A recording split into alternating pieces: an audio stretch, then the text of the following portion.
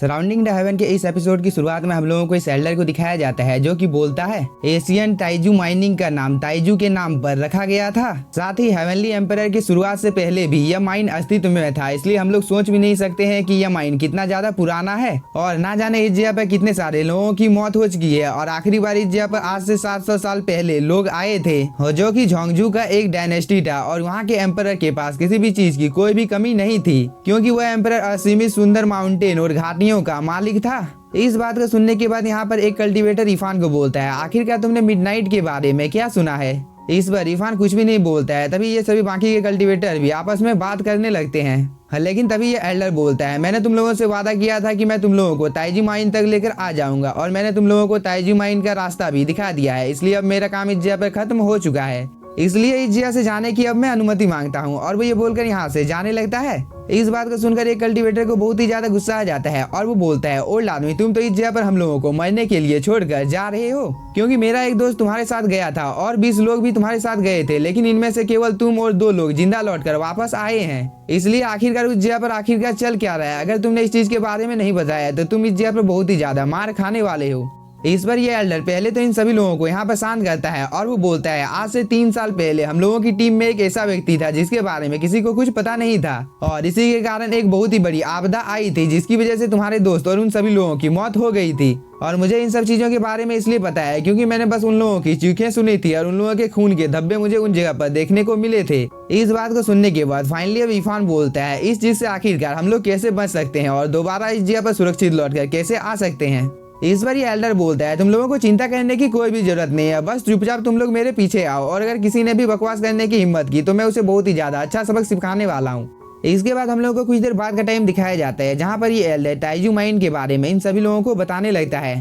ताइजू mine के बारे में एक अफवाह है कि यह जगह इंसानों के अस्तित्व में आने से पहले ही अस्तित्व में आ गई थी और कुछ लोग यहाँ तक बात करते हैं कि यह जगह इमोर्टल के साथ जुड़ी हुई है। और साथ ही मैं तुम सभी की जानकारी के लिए बता देता हूँ कि एशियन टाइम में ये सबसे ज्यादा पॉपुलर माइन हुआ करता था, लेकिन कुछ कारणों की वजह से इसे एक स्टेशन में बदल दिया गया था। लेकिन जहाँ तक मैंने सुना है कि इस जगह पर एक बहुत ही बड़ी आपदा आई थी जिसकी वजह से यहाँ पर एक बहुत ही बड़ा विनाश हुआ था।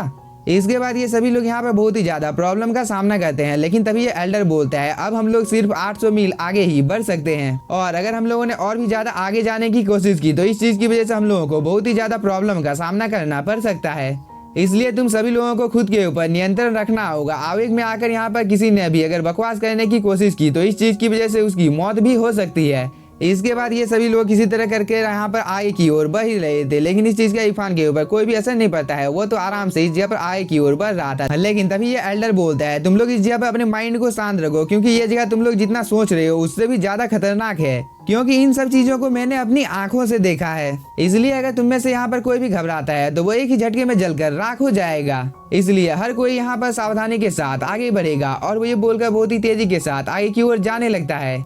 इसके बाद ये एल्डर इन सभी लोगों को एक सुरक्षित जगह पर लेकर आ जाता है और इन सभी लोगों को बताने लगता है कि हम लोगों ने 300 मील का सफर तय कर लिया है और ताइजू माइन यहाँ से अब 100 मील ही दूर है, इसलिए ऊपर उठो और देखो। इस बात को सुनने के बाद एक कल्टीवेटर यहाँ पर किसी चीज को हाथ लगाने ही वाला था, लेकिन तभी इरफान इसे रोक देता है और वो बोलता है, आगे का इलाका बहुत ही ज्यादा अजीब है, इसलिए हम लोगों को यहाँ पर संभल कर रहना होगा।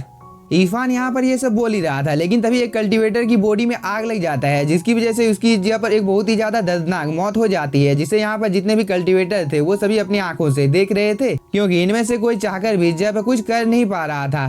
तभी ये एल्डर बताने लगता है कि इस जगह पर अगर किसी ने भी लापरवाही बरती और इस लावा को छू दिया तो इस चीज की वजह से उसका मरना तय है। लेकिन तुम लोगों को चिंता करने की कोई भी जरूरत नहीं है, क्योंकि मैं एशियन माइन को ढूंढने के लिए तुम लोगों को गैंगताई ले जाने वाला हूँ और आधिकारिक रूप से अब मैंने यहाँ पर अपने काम को कर दिया है, इसलिए इस जगह से जाने का मेरा टाइम हो चुका है। और वो ये बोलकर यहाँ से जाने ही वाला था, लेकिन तभी 2 कल्टीवेटर उसे पकड़ लेते हैं और पहला वाला कल्टीवेटर बोलता है, यहाँ से 100 मील दूर ही तो ताइजू माइन है, फिर तुम हम लोगों के साथ वहाँ पर क्यों नहीं चलते हो। इस बार ये एल्डर बोलता है, नहीं मैं तुम लोगों को वहाँ पर नहीं ले जा सकता हूँ, क्योंकि तुम में से एक ने यहाँ पर लावा को छू दिया था, इसलिए मुझे नहीं पता है कि आगे और क्या क्या होने वाला है। इस बात को सुनकर ये कल्टीवेटर बोलता है, हम लोगों ने तुम्हें जितना भी पैसा दिया है उसका अगर आधा हम लोग रख लेते हैं तो कैसा रहेगा।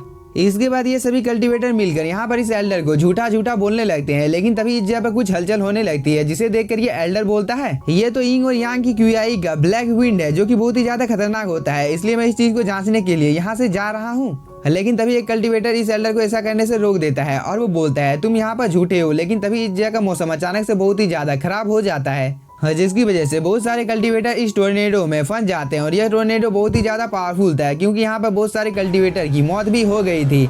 और इन्हीं लोगों के बीच में हम इरफान को देखते हैं जो कि इस टोर्नेडो में फंसा हुआ था, लेकिन टाइम रहते ही उसने यहाँ पर अपने फर्नेस को समन कर लिया था और इसके अंदर में वो एक एक करके अपने साथियों को भेज देता है। इसके बाद वो खुद यहाँ पर अपनी पावर का यूज करने लगता है और ये प्रोसेस यहाँ पर कुछ देर तक ऐसे ही चलता है। इसके बाद हम लोगों को कुछ देर बाद का टाइम दिखाया जाता है जहाँ पर सब कुछ शांत हो गया था और इस कल्टीवेटर को होश आ जाता है। इसलिए वो बिना कोई टाइम जाए कि यहाँ पर अपने बाकी साथियों को भी ढूंढने लगता है और वो अपने एक साथी को ढूंढ कर बोलता है अब यहाँ पर सोने का टाइम नहीं है क्योंकि हम लोग एक बहुत ही बड़ी मुसीबत में फंस गए हैं। और वो ये बोलकर इसके हाथ को जैसे ही खींचता है इसका हाथ उखड़ जाता है। इस चीज को देखकर ये कल्टीवेटर बहुत ही ज्यादा डर जाता है, लेकिन तभी इरफान बाहर की ओर आ जाता है और वो बोलता है इस जगह पर लाइफ एनर्जी बहुत ही हाई अमाउंट में है, इसलिए मुझे लगता है कि अभी भी हम लोग इस बवंडर के अंदर में ही हैं और हो सकता है कि हम लोग ताइचू एशियन माइन में प्रवेश कर चुके हैं। इस बात को सुनकर ये सभी लोग बहुत ही ज्यादा घबरा जाते हैं, लेकिन तभी एक कल्टीवेटर आगे की ओर आकर बोलता है अगर हम लोग इस जगह पर आ ही चुके हैं तो हम लोग इस चीज का फायदा क्यों नहीं उठाते हैं। और साथ ही तुम में से किसी को भी चिंता करने की कोई भी जरूरत नहीं है क्योंकि हम लोग उस होली माइंड में नहीं गिरे हैं, क्योंकि अब तक हम लोगों ने केंद्रीय रेलम में भी प्रवेश नहीं किया है, इसलिए अभी भी हम लोगों के पास एक आशा की किरण बची हुई है। इसके बाद ये एल्डर यहाँ पर अपनी पावर का यूज करने लगता है जिसकी वजह से उसे आगे जाने का रास्ता मिल जाता है और वो इन सभी कल्टीवेटर को बोलता है जिस किसी को भी जिंदा रहना है वो मेरे पीछे आओ। इस बात को सुनकर ये सभी कल्टीवेटर इस एल्डर के पीछे में जाने लगते हैं, लेकिन एक कल्टीवेटर अभी भी इसी जगह पर रुका हुआ था। इस चीज को देखकर इरफान बोलता है तुम इन लोगों के साथ क्यों नहीं चल रहे हो। इस पर ये कल्टीवेटर बोलता है यहाँ पर जितने भी ग्रेट मॉन्क्स आए थे वो सभी इस भव्य योजना में ही रह गए थे। इस पर इरफान बोलता है क्या आपको नहीं लगता है कि हम लोग इस जगह को छोड़ सकते हैं। इस पर ये कल्टीवेटर बोलता है तुम बिल्कुल सही बोल रहे हो क्योंकि पूर्वी बंजर भूमि के जितने भी मॉन्ग झोंगजू और एम्परर को अलग अलग स्थानों पर दफनाया गया था। इस बात को सुनकर इरफान इस कल्टीवेटर को थैंक यू बोलकर यहाँ से जाने लगता है, लेकिन तभी उसकी नजर कुछ डेड बॉडी के ऊपर पड़ जाती है जो कि इसी ओर चलकर आ रही थी। लेकिन इसी के साथ हम लोगों का ये एपिसोड हो जाता है खत्म। तो अगर आप लोगों को एपिसोड पसंद आया होगा तो चैनल को सब्सक्राइब कीजिए और वीडियो को like. Thank you for watching.